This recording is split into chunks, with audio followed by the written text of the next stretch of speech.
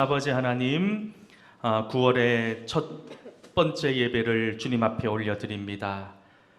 예배드리는 모든 성도들에게 하나님 함께하여 주시고, 또 이 시간 주님 말씀이 선포되어지는데 이 선포되어지는 말씀 앞에 우리 성도들 아멘의 은혜를 누리게 하여 주시옵소서. 예수님 이름으로 기도하옵나이다. 아멘. 할렐루야.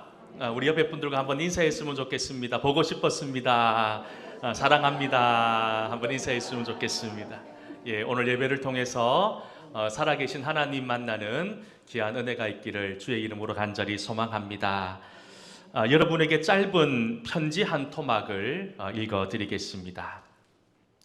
당신은 나를 위하여는 조금도 염려하지 말아주소서.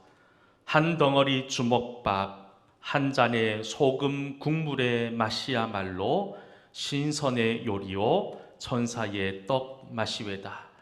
당신은 음동설안의 고생을 염려하나 공중의 새를 먹이시는 하나님, 들의 백합화를 곱게 입히시는 우리 하나님께서 하물며 사랑하는 자녀이며 일하는 일꾼을 밥 아니 먹이겠습니까?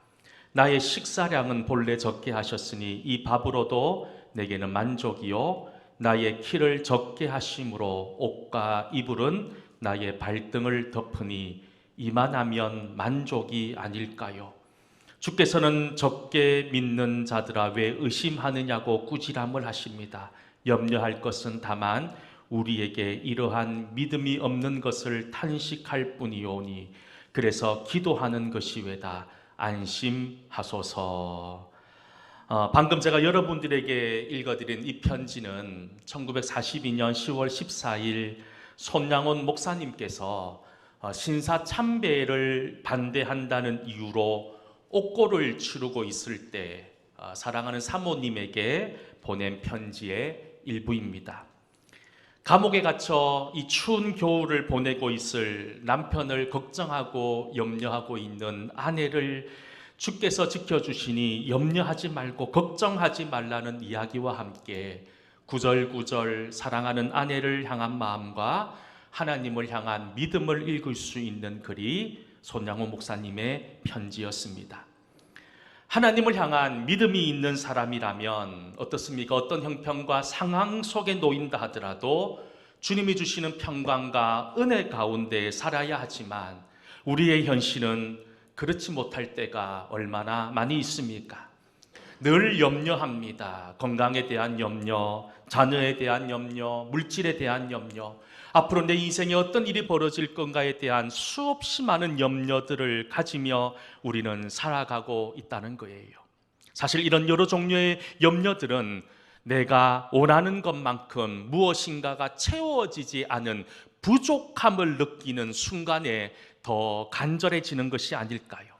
그렇습니다. 우리는 부족함을 느낄 때, 나에게 없는 것이 일어날 때 나에게 부족한 것을 가지고 하나님께 기도합니다. 기도하는 것이 우리의 믿음이고 신앙이라고 생각하기 때문이지요.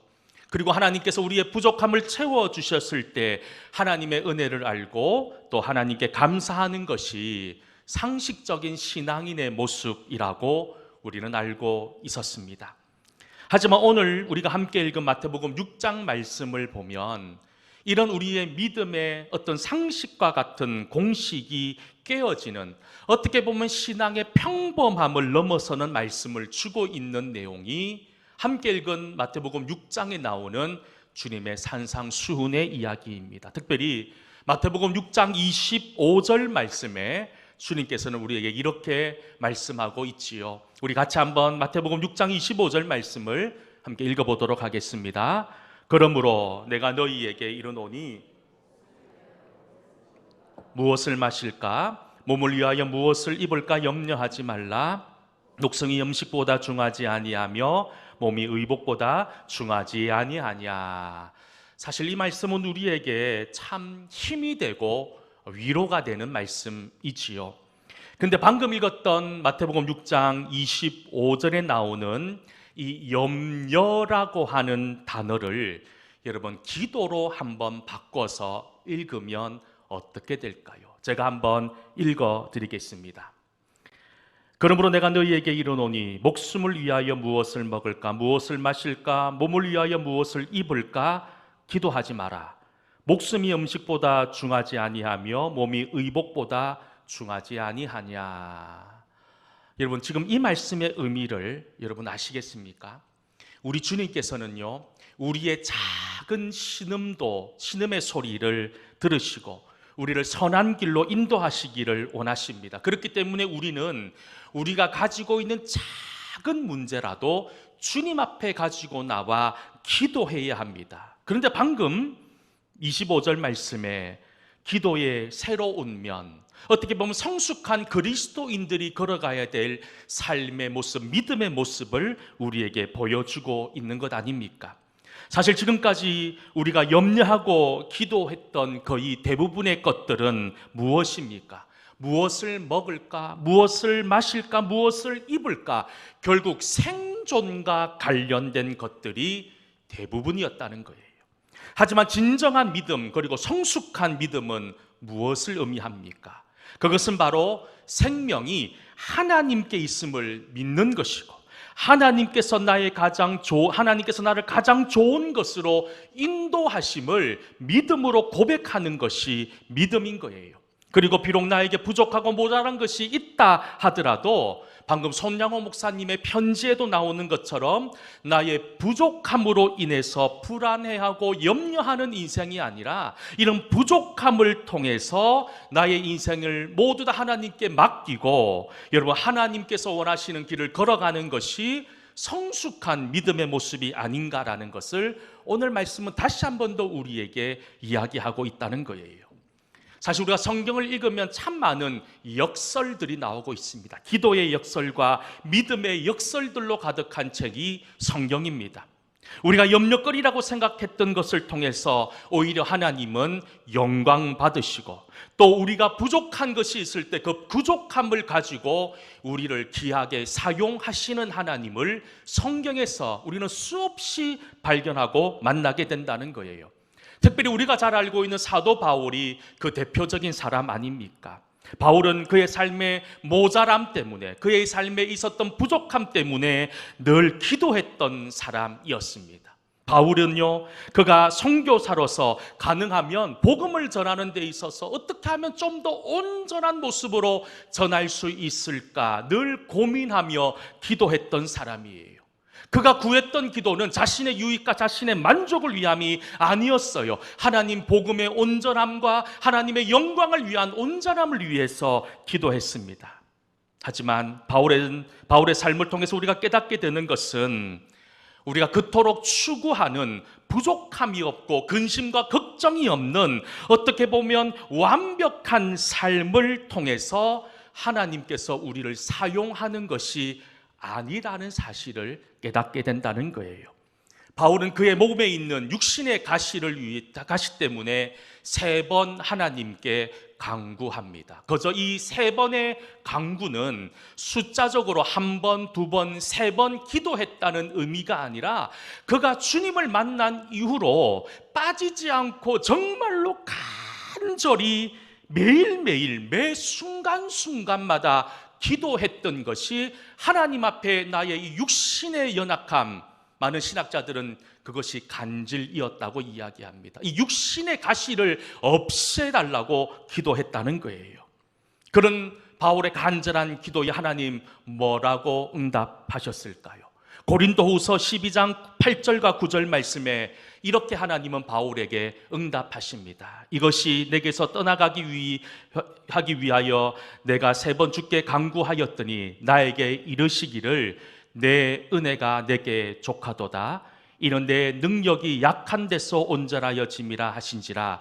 그러므로 도리어 크게 기뻐함으로 나의 여러 약한 것들에 대하여 자랑하리니 이는 그리스도의 능력이 내게 머물게 하려 함이라. 아멘. 여러분, 바울에게 있어서 그 인생에 있어서 가장 근심이었고 염려의 제목이었던 육체의 가시, 그리고 그것이 없어지기를 원했던 바울의 간절한 기도에 하나님 응답하셨어요. 뭐라고 응답하셨냐면 내 은혜가 내게 족하다는 겁니다. 바울에게 있는 육체의 가시는 바로 그리스도를 만날 수 있는, 하나님을 만날 수 있는 능력이 있는 통로가 되었다는 거예요. 그리고 바울은 근심과 염려의 이유였던 가시가 오히려 평생 하나님만 의지할 수 있는 도구가 되었다고, 오히려 자신의 연약함을 자랑했다라고 성경은 우리에게 이야기하고 있는 거예요. 이 사실을 통해서 깨달을 수 있는 것은, 특별히 바울이 이렇게 주님의 말씀에 응답받은 이후에 바울은 자신에게 있었던 이 근심거리, 이 육체의 부족함과 육체의 가시를 위해서 이 부족함이 사라지고 부족함이 채워달라 기도하지 않았다는 거예요. 기도가 멈춰버렸습니다. 그리고 바울이 뭐라고 기도했겠습니까? 하나님, 나의 연약함을 주님께서 아시오니 이 연약함을 가지고 하나님께서 온전히 하나님의 방법으로 인도하시고 역사해 달라는 기도로 바뀌었다는 거예요. 여러분, 우리의 기도의 모습들이 새롭게 변화되기를 소망합니다. 바울처럼 거저 나에게 없는 부족함과 나에게 있는 근심거리가 사라지게 해달라는 기도가 아니라 오히려 나에게 있는 이 부족함을 통해서 하나님 만나고 하나님의 도구로 사용되어질 수 있게 해달라고 하는 그 기도로, 그 기도의 내용이 바뀌는 것이 성숙한 성도, 성숙한 믿음의 기도 아닐까요? 그렇습니다. 우리가 끊임없이 염려하고 걱정하는 것들이, 그래서 이런 것들이 사라지기를 늘 기도하지만 이것이 오히려 하나님의 기적의 도구가 된다는 사실을 바울은 오늘 말씀을 통해서 우리에게 보여주고 있는 것 아닙니까? 예수님의 기적에서도 이런 부족함을 통해서 드러나는 많은 기적들이 있습니다. 여러분, 오병이어의 기적이 그랬고, 예수님의 첫 번째 행하셨던 가나의 혼인잔치에서 물을 포도주로 바꾸는 기적도 어떻게 보면 부족함과 근심의 이유가 기적이 되는 놀라운 이야기를 우리에게 소개하고 있지 않습니까? 유대 지역에서 혼인잔치에서 포도주가 떨어졌다는 것은 안 될 일이었습니다. 일어나면 안 되는 일이었어요. 하지만 그곳에 주님이 계셨기 때문에 근심과 염려의 이유가 기적의 시간으로 바뀌지 않습니까? 그러니 우리 인생에서 정말 중요한 것은 나의 부족함과 나의 모자람이 채워지는 것이 아니라 그것을 통해서 하나님을 만나는 것, 하나님의 도구로 사용되어지기를 기도하는 것이 우리가 기도해야 될 소망 아닐까요? 혹시 인생의 염려와 걱정의 제목들이 있습니까? 그리고 이런 부족함으로 인해서 늘 마음이 쓰이고 늘 불안해하십니까? 하지만 사랑하는 성도 여러분, 오늘 이 말씀 이후로 이제 여러분들에게 있는 모든 걱정과 근심이 사라지기를 소망합니다. 부족과 근심들로 인해서, 부족함으로 인해서 흔들리는 인생이 아니라 오히려 부족하기에 내가 염려의 이유들이 있기 때문에 더 하나님께 매달릴 수 있는, 하나님을 향해 나아갈 수 있는, 그리고 지금까지 단 한 번도 경험해보지 못한 새로운 하나님을 만날 수 있는 믿음의 역사가 일어날 수 있기를 주의 이름으로 간절히 소망합니다. 우리 옆에 있는 성도들을 한번 축복했으면 좋겠습니다.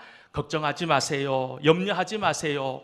하나님이 당신과 함께 하십니다. 우리 옆에 분 축복하며 한번 격려했으면 좋겠습니다.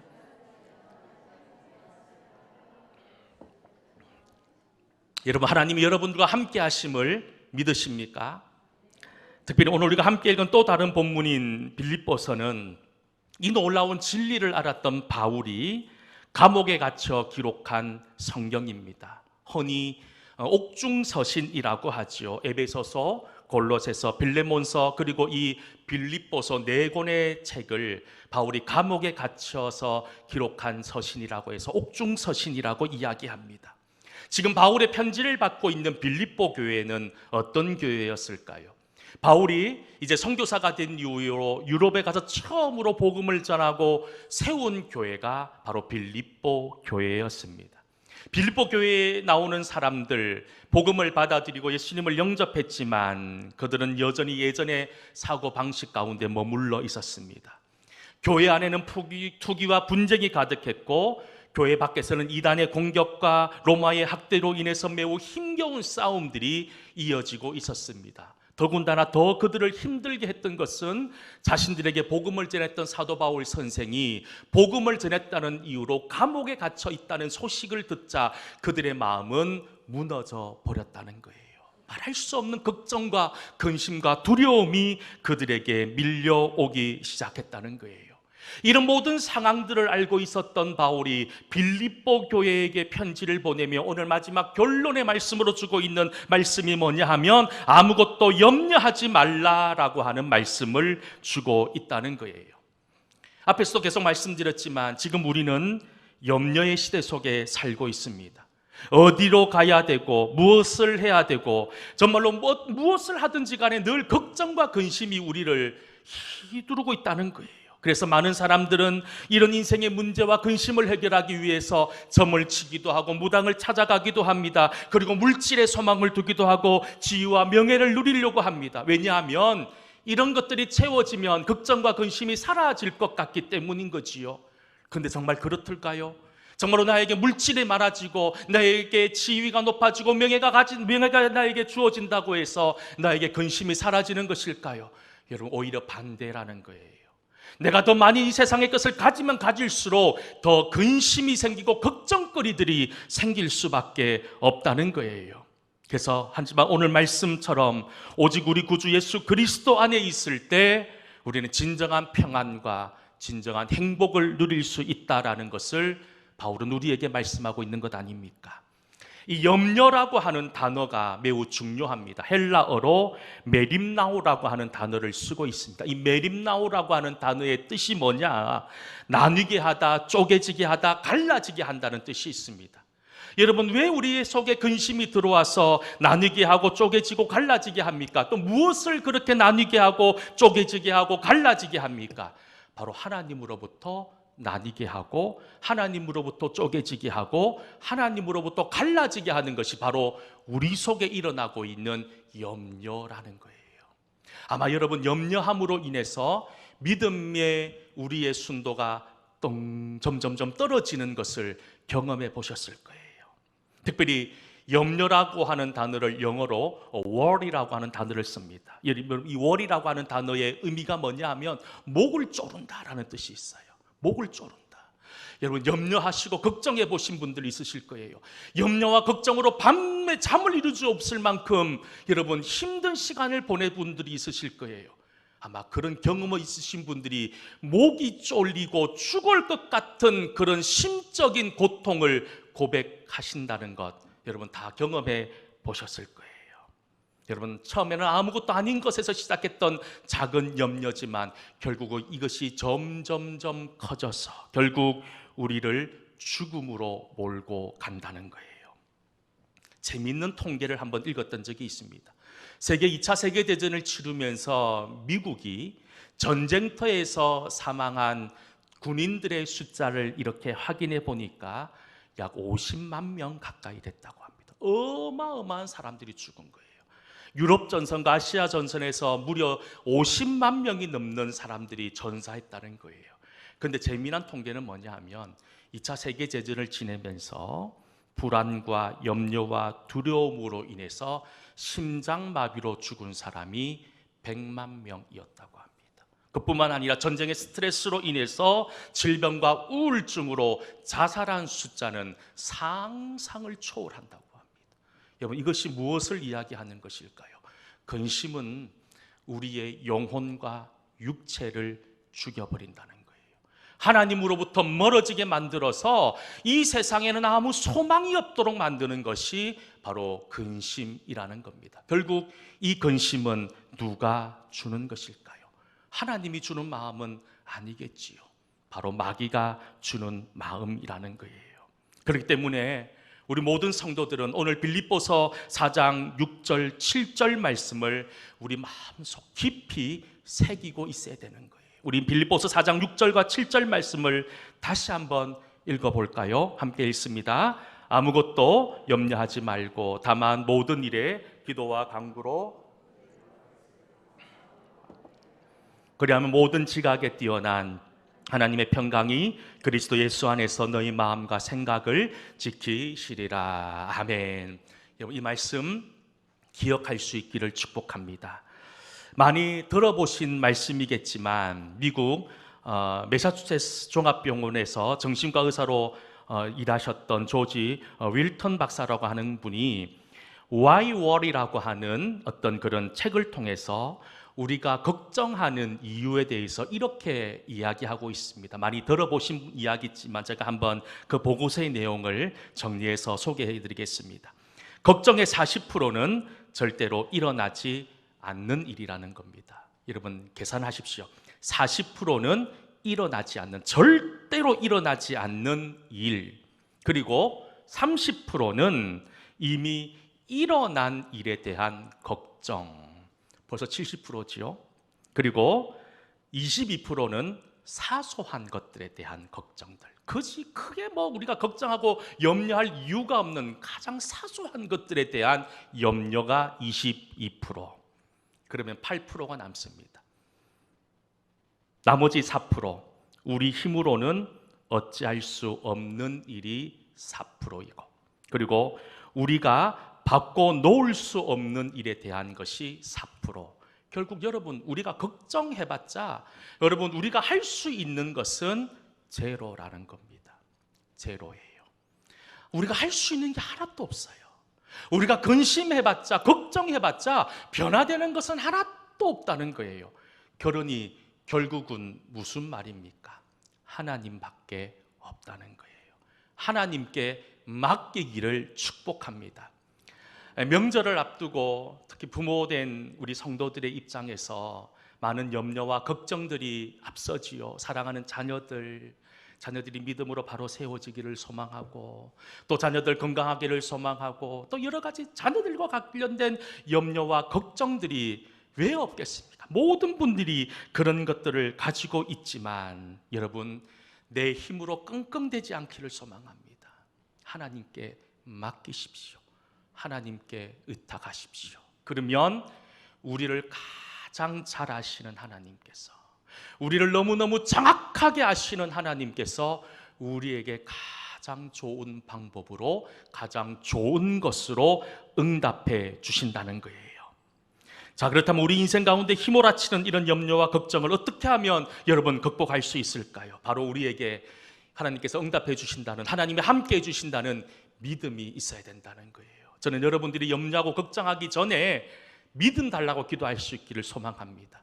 믿음이 있으면 걱정과 염려하기보다는 소망을 하고 기대할 수 있는 거예요. 저는 여러분들의 인생이 기대와 소망으로 가득 차 넘칠 수 있기를 간절히 소망합니다. 특별히 시편 55편 22절에 뭐라고 말씀합니까? 내 짐을 여호와께 맡기라. 그가 너를 붙드시고 의인의 요동함을 영원히 허락하지 아니하시리로다라고 말씀합니다. 여호와께 맡기라. 여러분, 누가 여호와께 맡길 수 있습니까? 믿음 있는 사람이 맡길 수 있어요.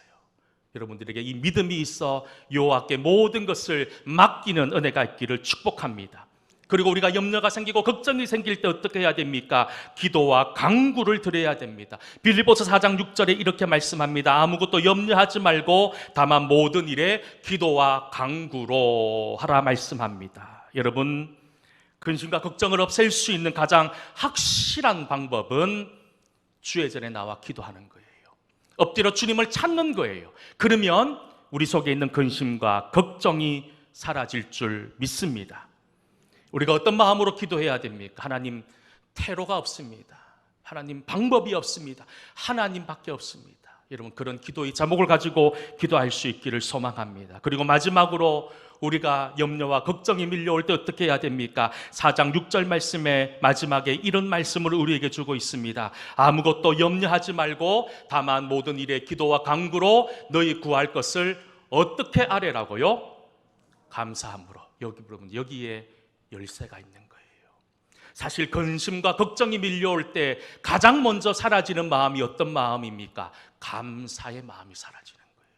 감사의 마음이 온데간데 없이 사라져버리는 거예요. 그런데 여러분, 우리가 염려와 근심에 사로잡힐 때 기도해야 됩니다. 어떻게 기도해야 되느냐? 불평하며 원망하며 기도하는 것이 아니라, 긴가민가하며 기도하는 것이 아니라 감사하며 기도하라 말씀하고 있는 거예요.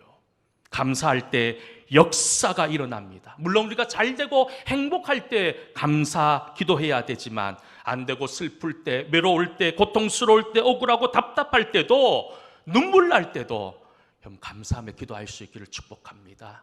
이럴 때 우리의 삶이 새로워지는 것 아닐까요? 특별히 오늘 바울은 우리의 결론의 말씀으로 7절의 말씀을 주고 있습니다. 그러므로 모든 지각에 뛰어난 하나님의 평강이 그리스도 예수 안에서 너의 마음과 생각을 지키시리라. 하나님의 평강이 여러분들 속에 강물처럼 흘러넘치기를 축복합니다. 눈물이 멈추기를 축복합니다. 근심과 걱정의 이유들이 이제 감사의 이유들로 바뀌기를 기도합니다. 그래서 혹시나 답답함으로 밤잠 이루지 못하며 살았던 인생이 있다면 우리에게 평강을 주시는 하나님, 우리의 마음과 생각을 지키시는 하나님의 손을 꼭 붙들고 믿음으로 승리하는 저와 여러분 모두 다 될 수 있기를 주의 이름으로 간절히 축복합니다. 아무것도 두려워하지 말라라는 제목의 찬양이 있습니다. 우리 찬양 우리 하나님께 좀 드렸으면 좋겠는데요. 이 찬양 드리고 이후에 헌금하도록 하겠습니다.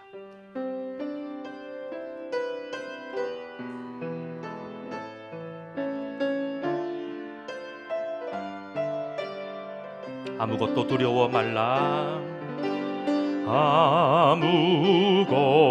아무것도 두려워 말라. 주 나의 하나님이 지켜주시네. 놀라지 마라, 겁내지 마라. 주님 나를 지켜주시. 우리 가슴에 손을 얹고 고백합니다. 아무것도 두려워 말라, 아무것도 두려워 말라. 주 나의 하나님이 지켜주시네. 놀라지 마라, 겁내지 마라. 주님 나를 지켜주시네. 내 맘에 힘에 겨워 지칠지라도, 내 맘에 힘에 겨워 지칠지라도 주님 나를 지켜주시네. 세상에 험한 풍파 몰아칠 때도 주님 나를 지켜주시네.